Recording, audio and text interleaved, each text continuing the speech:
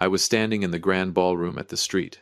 Regis in Atlanta where my son's engagement party was being held, when I overheard the future bride whispering to her mother about so-called social status, about her absolute contempt for her backwoods future father-in-law. The exact words were that filthy old hillbilly. Have you ever heard the sound of your heart breaking? Not the sharp crack of the crystal glasses on the banquet tables around me. I mean the sound of a father's dignity shattering. I just stood there in the middle of that magnificent hall beneath the blinding glow of crystal chandeliers. My old suit from the 1990s suddenly looked ridiculous among the designer evening gowns.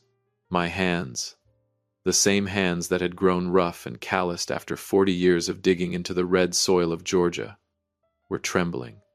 I tried to hide them in my pockets, but I couldn't.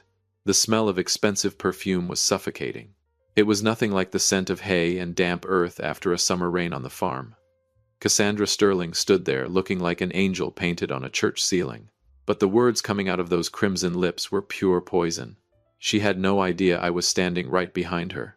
She turned to her mother Deborah and let out a mocking laugh. The older woman raised a silk handkerchief to her mouth while staring at me the way someone looks at a stain on a marble floor. They thought I was stupid. They thought this old farmer couldn't understand the polished language of high society. For a moment I almost turned around and walked out. I wanted to go home. Back to the quiet of the farm. The place where kindness isn't measured by the thickness of a man's wallet. But just then a firm hand landed on my shoulder. It was Malcolm. My son. He looked straight into my eyes. There was no embarrassment. No hesitation. Just a strange, cold calm. He leaned close to my ear and whispered in a low, razor-sharp voice, "Easy, Dad. Tomorrow I'll take everything back." I stared at him, the boy I had raised with sweat and sacrifice after his mother died. And for the first time I saw something different in his eyes. This wasn't simple anger. It was a plan, a punishment that had already been prepared. What I didn't realize at that moment was that my son's plan was far more devastating than anything I could imagine. But before I tell you what happened next, let me introduce myself. My name is Eli. I'm a farmer who believes that a promise is a contract written in stone, one that should never be broken. And the Sterling family is about to learn the most expensive lesson of their lives. They underestimated an old man who loves his land more than gold. And they made a terrible mistake when they crossed the final line with my son. This story isn't just about betrayal. It's about a reversal so brutal that no one in that glittering ballroom could have predicted it. So stay with me, because what happened in the shadows of that old farm will completely change the way you think about loyalty. Welcome back to Dad's Real-Life Revenge. To understand why Cassandra's insult cut so deeply, you have to understand where I come from. I wasn't born into silk and privilege. I was born from the red soil of Georgia. My farm isn't just property. It's sweat. It's blood. It's the place where I buried Sarah, my late wife. Sarah always said my hands were the most beautiful hands in the world, even though they were scarred and rough. She used to say they were the hands of an honest man. After she passed, Malcolm was all I had left. I raised him among endless cornfields. I taught him that a man's value is measured by his word, not by the size of his bank account. I was proud when Malcolm became successful in the city. But I never imagined he would bring home someone like Cassandra Sterling. The first time I met her family was at their mansion in Greenwich. It was the kind of place where the cold seemed to seep out of the stone walls themselves. Wallace Sterling shook my hand with a careless grip. His hand was soft and slippery. His eyes looked at me the way someone looks at an outdated piece of furniture that needs to be thrown away. Deborah stood beside him, glittering with jewelry, but her smile never once reached her eyes. They asked about the size of my farm. They asked about land ownership. At the time, I thought they were simply interested in the family their daughter was marrying into. So I told them honestly about the land my ancestors left me. I told them about the highway project that was expected to run through that area. That's when I saw a flash in Wallace's eyes. It wasn't warmth. It was hunger. But I was too naive to see it. I thought it was shared excitement. Cassandra even pretended to care about my health back then. She promised she would take care of Malcolm and love the farm like a second home. My father used to tell me to be careful of people who smile too brightly before they truly know you. I should have remembered that lesson.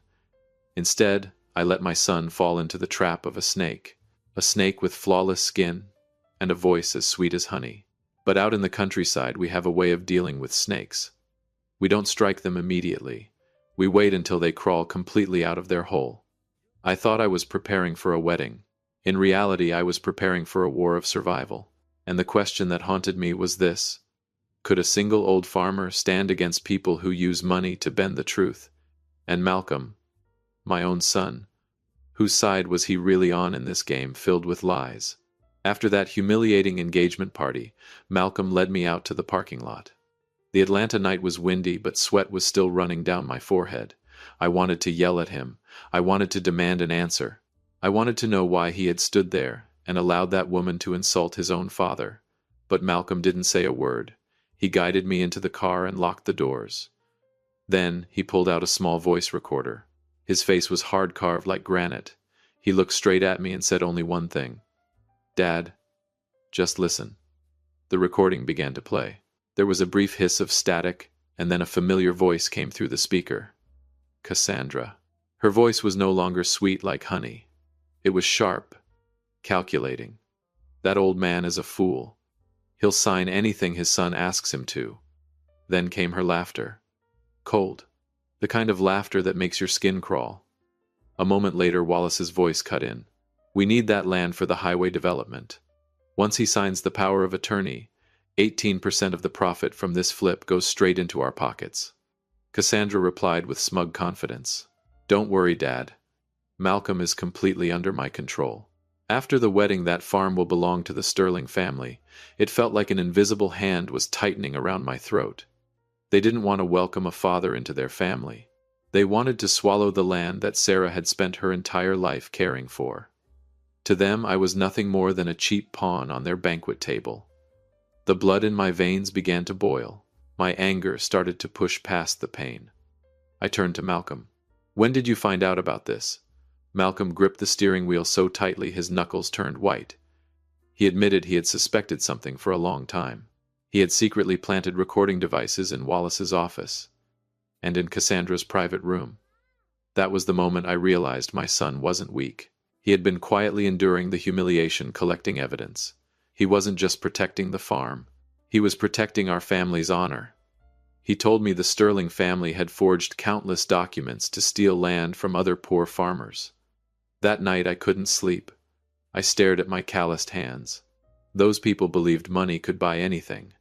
They believed an old country farmer would be easily crushed by complicated contracts and legal tricks. But they made one terrible mistake. They believed an old lion no longer knew where his claws were. Malcolm's plan slowly began to reveal itself. He had already contacted Tyrone, one of the top audio technicians in the region. Together they were preparing a very special surprise for the upcoming wedding. A gift that would turn Cassandra's happiest day into the worst nightmare of her life. I can feel the truth inside those recordings burning through my patience, and I know you can feel it too. So make sure you subscribe to the channel right now, because you won't want to miss the moment justice is finally served in the next chapter. The waiting won't last much longer, because that wedding altar is about to turn into a guillotine for the greedy. The 3 days before the wedding felt like the longest days of my life.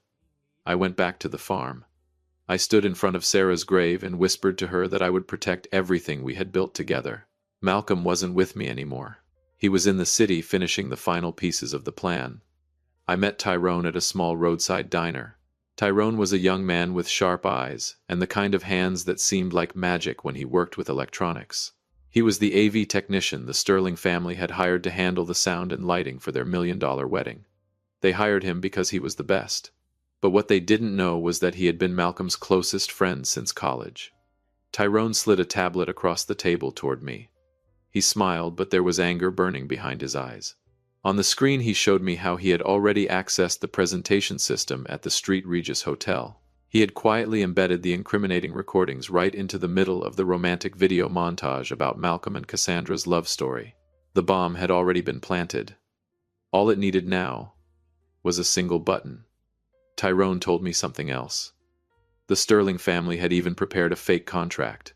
They planned to trick me into signing it during the dinner reception after the wedding, when I would supposedly be drunk with celebration and pride for my son.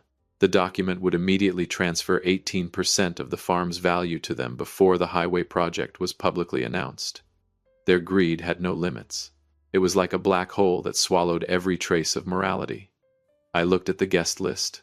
It was filled with powerful names. Politicians. Investors. People the Sterling family desperately wanted to impress. They wanted this wedding to polish their reputation. But what they didn't realize was that those same distinguished guests would soon become witnesses to their collapse. Malcolm called me on the final night. His voice was strangely calm. He told me to wear my best suit. He told me to walk into that wedding hall with my head held high. Don't be afraid. Don't doubt anything.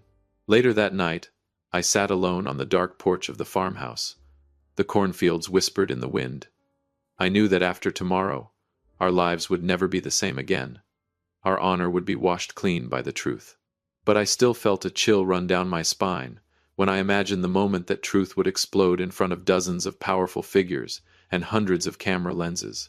Would the Sterling family still have a way out once their darkest secret was exposed? Or would they try to use their power to extinguish the fire we had just lit? I'm truly glad you stayed with me this far to hear the story. Now I want to ask you something. Do you think the Sterling family deserves a second chance? Or is public punishment the price they must pay for a scheme that tried to trade human dignity for wealth? Comment number 1 if you believe justice should be served. Comment number 2 if you think they deserve a second chance. That day the sun was shining in a strangely beautiful way. But inside me there was only a terrifying calm. I sat in the very first row on the groom's side. Alone. The seat beside me was empty. It was meant for Sarah. And somehow I could almost feel her warmth beside me, as if she were telling me to stay strong. The church was decorated with thousands of pure white roses. A perfect illusion of purity. Cassandra walked down the aisle wearing a magnificent wedding gown worth tens of thousands of dollars. She smiled brightly at the guests. But when her eyes passed over me, I saw it again. The contempt. Still there, hidden beneath layers of expensive makeup. Deborah sat across the aisle. She looked at me the way someone might stare at a strange creature that had wandered into a flock of swans. Wallace, meanwhile, was busy shaking hands with investors. He was laughing cheerfully. Perhaps he was already calculating how much money he would make from my land once their little scheme succeeded. The pastor began the ceremony. His voice echoed through the church. Then the most important moment arrived. The pastor turned to Malcolm. "Do you take Cassandra to be your wife?" The room fell completely silent. Malcolm didn't answer right away. He turned and looked at me. Then he looked back at Cassandra. Malcolm took one step backward. He reached over and took the microphone from the pastor's hand. His voice rang out sharp and clear. "Pastor, before I answer that question, there's something everyone here needs to see." A murmur spread through the crowd. Wallace jumped to his feet. He tried to stop it, but it was already too late. Tyrone had pressed the button. The giant screen behind the altar, the one meant to display wedding photos, suddenly went dark. Then a title appeared in blood-red letters. The truth about Cassandra Sterling and her family. The entire room held its breath. The video began to play. But instead of romantic memories, the screen showed hidden camera footage. There was Cassandra laughing and mocking me at the street Regis. Her voice echoed across the church. "That filthy old man will never even realize he's losing his land." Then came the conversation about the highway project. The plan to steal 18% of the illegal profits. The elegant faces in the church began to change. Whispers spread through the crowd like a wildfire.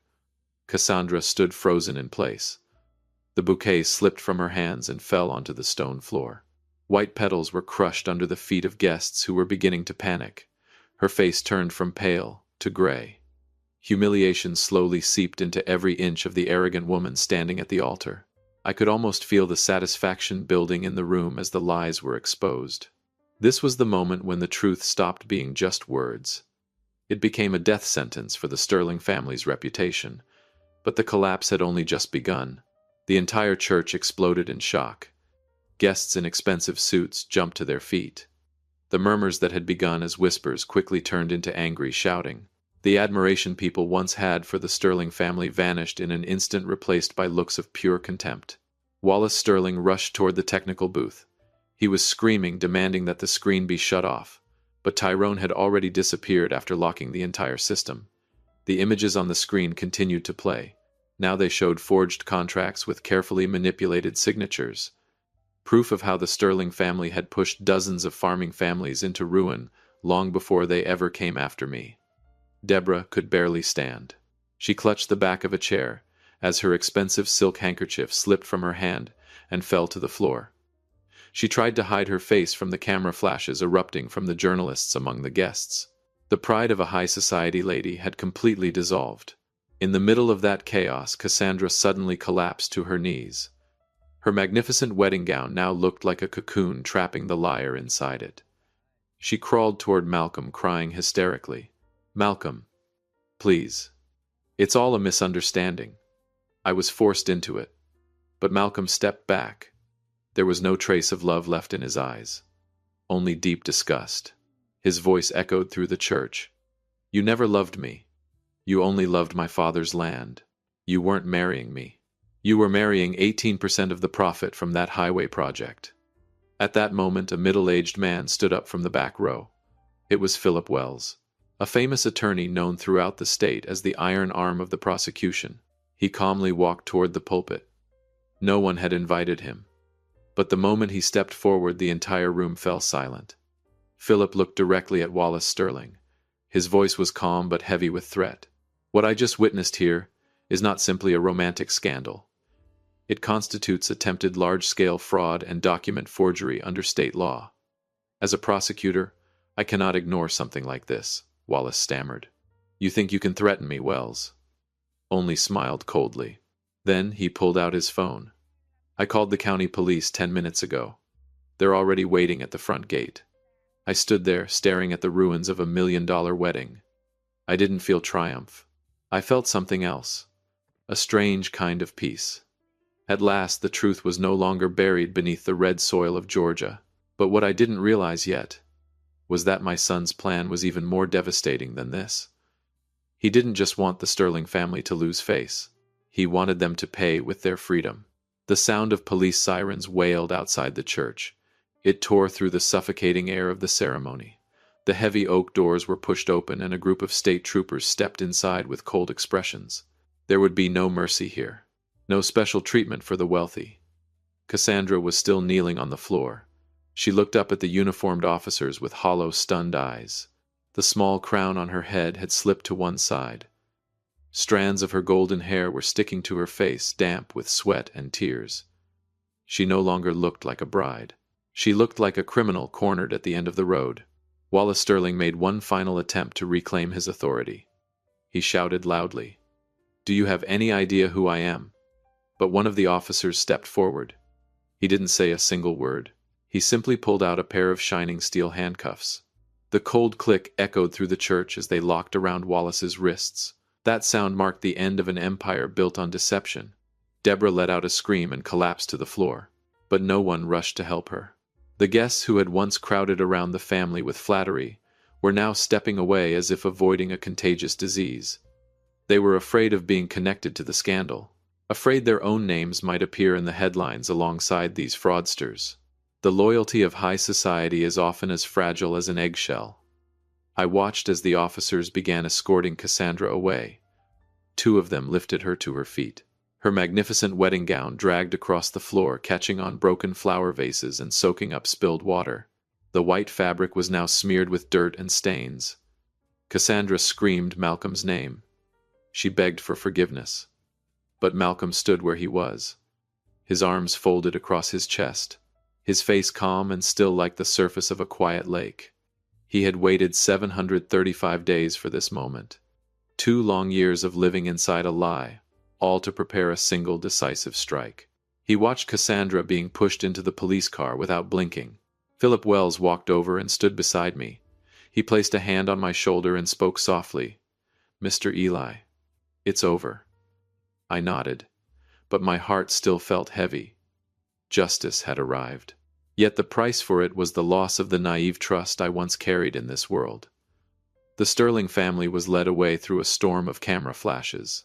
Journalists had originally come to cover what was supposed to be the wedding of the year. Now they had a story far more explosive. The collapse of a prestigious dynasty, right at the altar.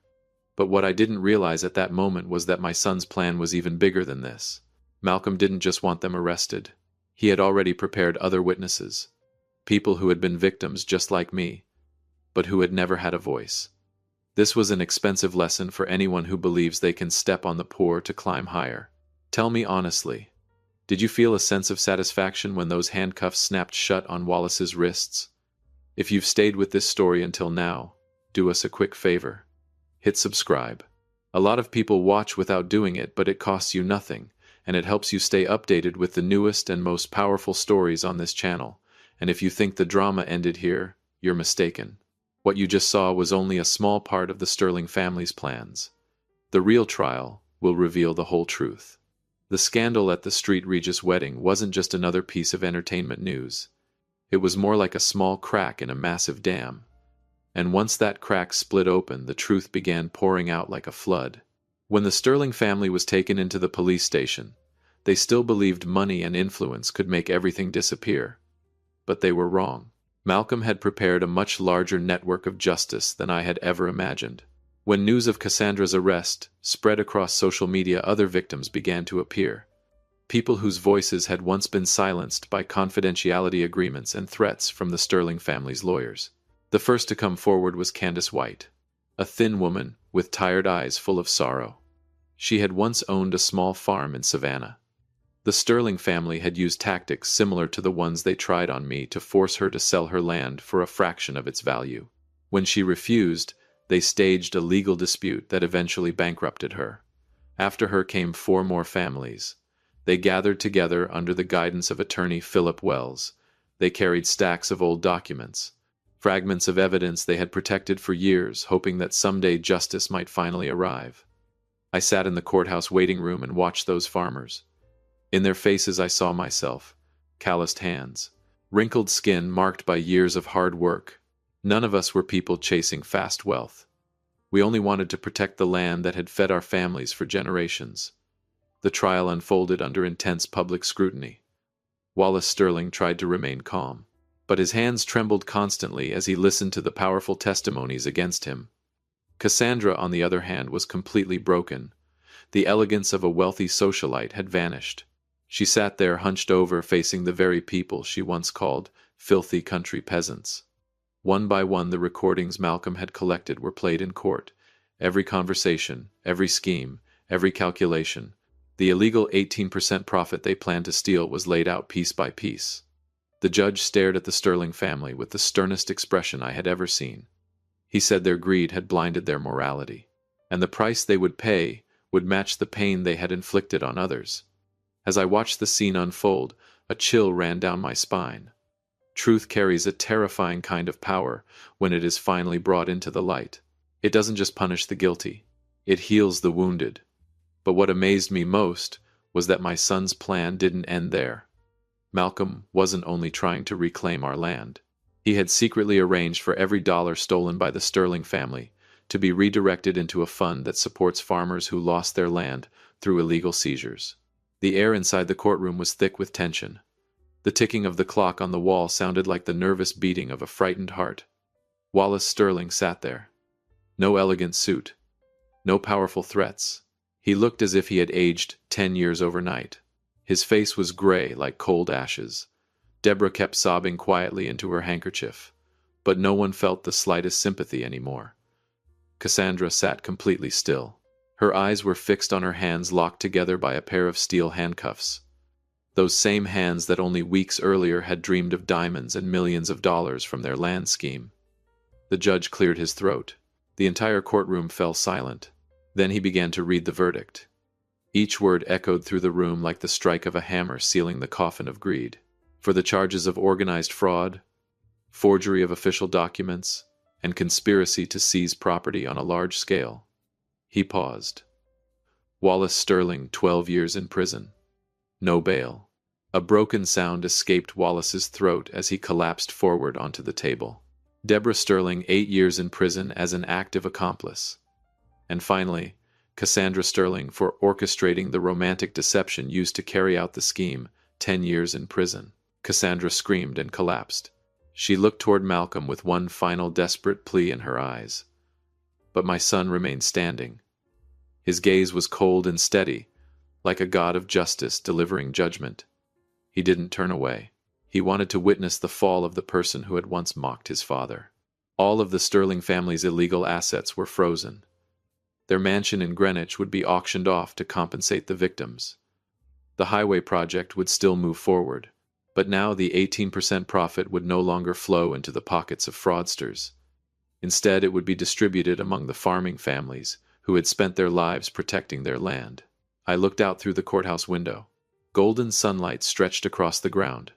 Justice had finally been served.